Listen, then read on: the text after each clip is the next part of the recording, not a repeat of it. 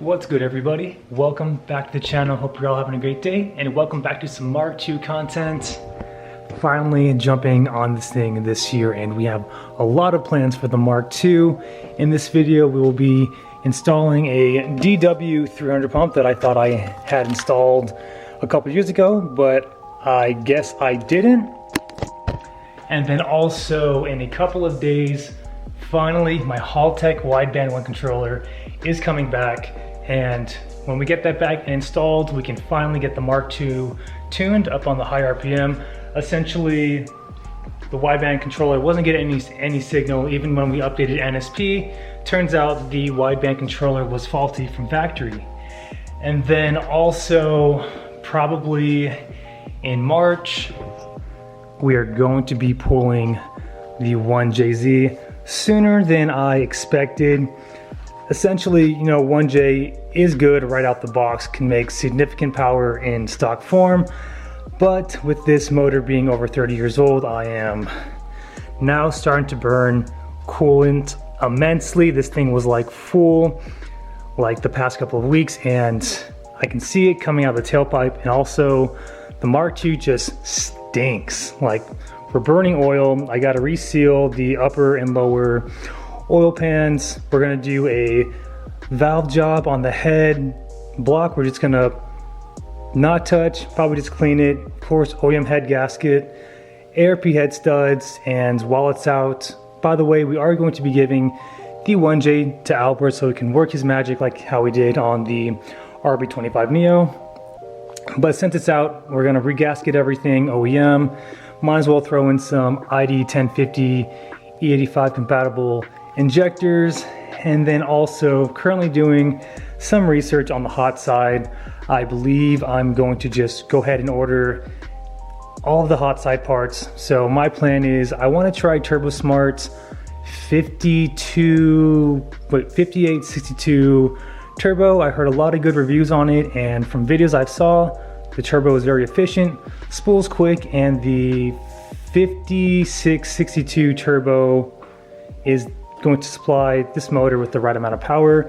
Essentially, that turbo is good between the 600 to 700 horsepower range, which is again fine with me. Going to be running a TurboSmart 50 millimeter external wastegate, and for that I'm still on the fence if I want to keep that externally gated or run it back into the exhaust, but let me know in the comments below.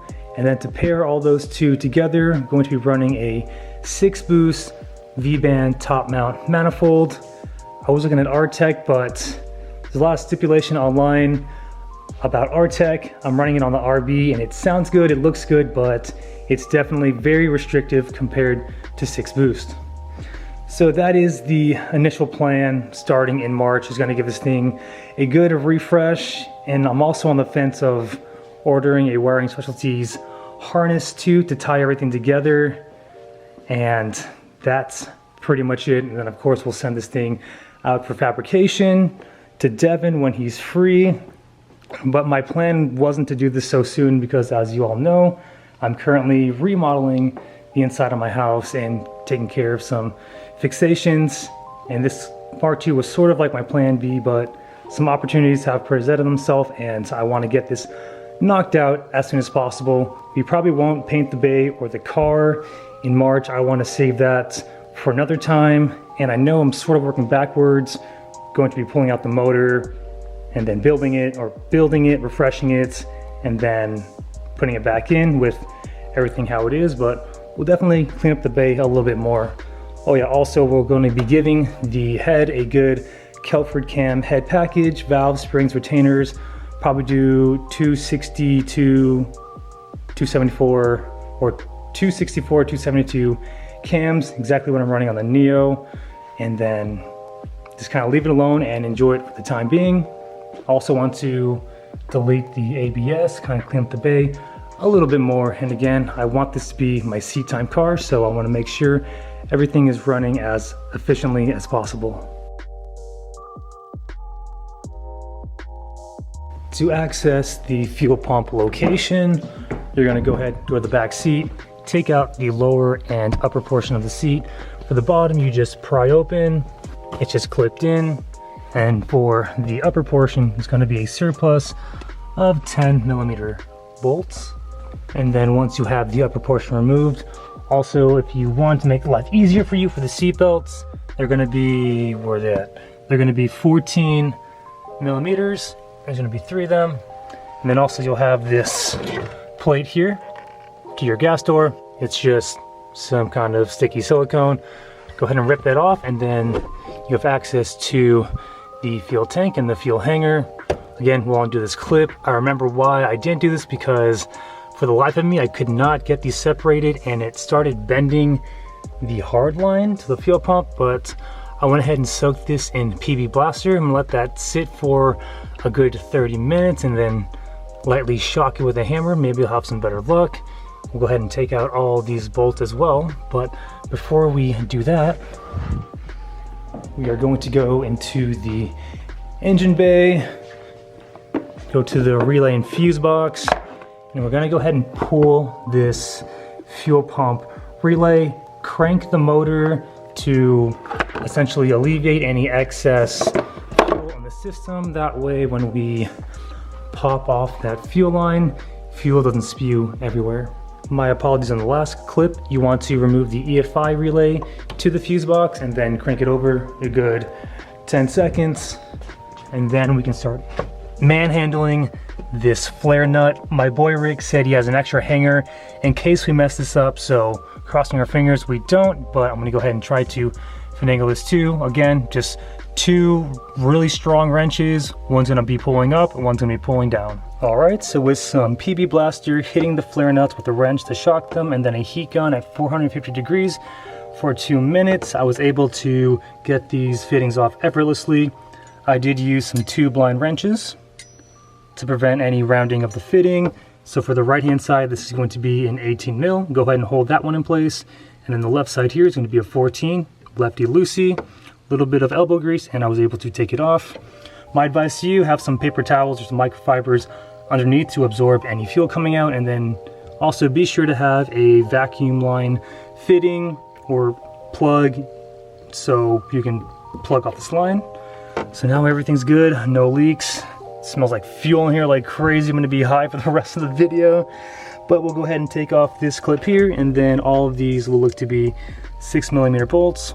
We'll inspect the OEM pump, and we'll go ahead and throw on the Dw300 and install everything reverse order. All right, got the fuel pump out, and that was probably the worst job I had to do on the Mark II. I forgot the tank was full. I filled it up the other week, so I had to essentially drain about 6 gallons of gas, because once I took off the fuel hanger there, gasoline just spilled everywhere. So I'm gonna have to tough stuff every square inch of the back seat, and I took the grommets out so I can scrub it in, deplete the water on the drain holes. Same thing here too. As you can see, fuel got everywhere and collected with the dust behind or in front of the tank. So I'm gonna go ahead and power wash this once we're all done. Again, got the drain holes out.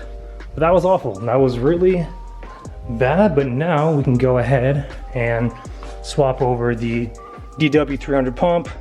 We'll just utilize this ground here, and then this positive wire. And of course, with every DW universal kit, everything is supplied for you. We may need to shorten the fuel hose ever so slightly to accommodate this space, but other than that, should be a fairly easy install. All right, and just like that, Dw300 pump is installed. Let's use some brass connectors, some heat shrink, and got everything installed as cleanly as possible. Now let's go ahead and button everything back up. All right, got everything reinstalled. Flare fittings are good. All the bolts to the hanger are good and secure. I'm gonna sit you guys down right here and let me know if you hear the fuel pump.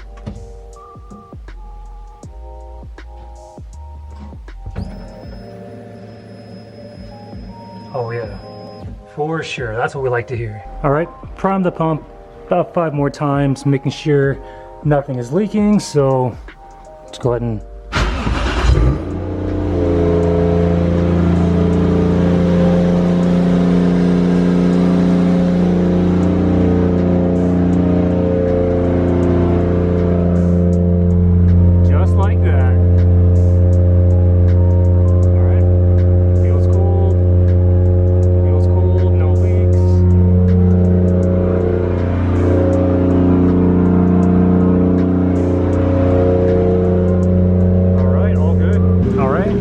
7 minutes in. So far everything is running good, if not better honestly. The Mark II doesn't smell as emissions-y as it used to, probably because that fuel pump was over 25 years old and it was definitely going out, but honestly, running significantly smoother. Super stoked on that. You know, 25-year-old fuel pump, probably on its way out, but definitely needed to be changed since we're chasing big power on the Mark II. All right, and while we wait for the wideband controller to come in, I'm gonna go ahead and deep clean the back seat. Just hose, cleaning solution, and a drill brush. Get all this out of here. Stick the hose in there and just flush out any remnants from 1997. It's pretty bad in there, and this just stinks as well.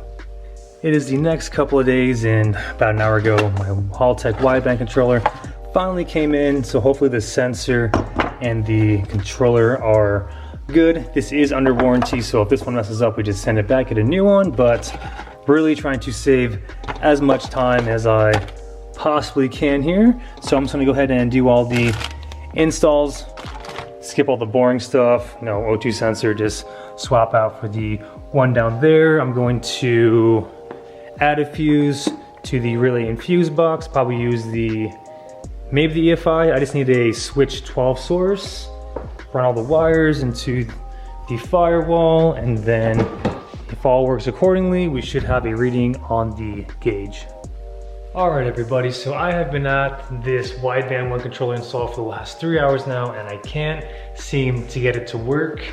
I unfortunately don't have a laptop with NSP on it, which I should to configure. Maybe the controller needs to be updated, but I'm not getting any readings. I know all of my wiring is 110% correct.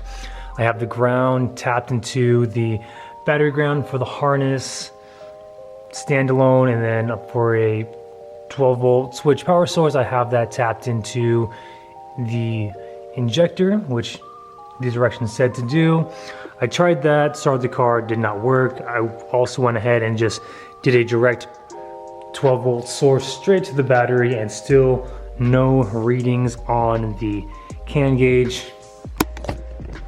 So I'm just gonna wait for my boy Evan to get here, and we'll figure everything out in the days to come. But I do want to get a video out for you guys, and I hate to end this video on a sort of bad note, but hopefully I'm not 2 for 2 on bad wideband controllers. But cross my fingers that the controller just needs to be updated, and again, when Evan's here, we can deep dive with everything, call customer service, and finally get this issue install solidified. But other than that, everybody, thank you so very much for the continued love and support. And if you're new to the channel too, hit the subscribe button, that'd be awesome. And remember, aim high, drive low. I'll catch you next video. Take care.